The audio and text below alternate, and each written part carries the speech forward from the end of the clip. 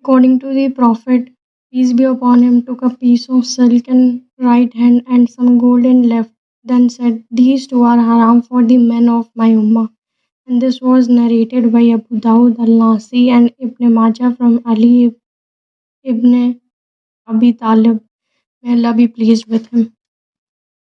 It was narrated from Abdullah bin Abbas radiallahu anh that Messenger of Allah, peace be upon him, saw a gold ring on a man's hand. He took it off and threw it aside and said, "Would one of you go and pick up a live ember of fire and hold it in his hand?"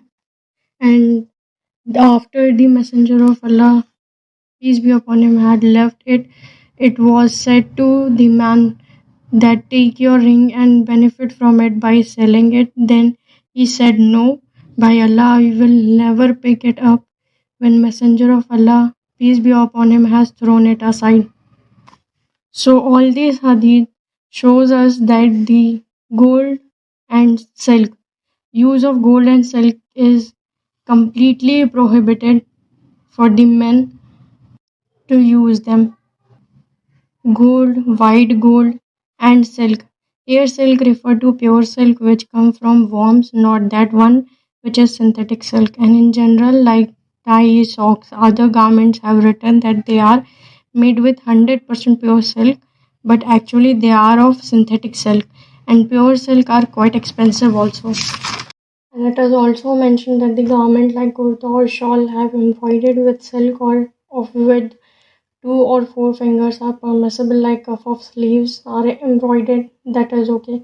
Similarly, watches made of gold or plated with gold and its band made of gold are not permissible for men to wear it. But if the watch is made up of precious stone or diamond, not gold, it is permissible for men to wear it so long as it is not women's jewelry and does not resemble such. And Allah knows best. I hope that I have clearly explained this topic and you all have understood it clearly too.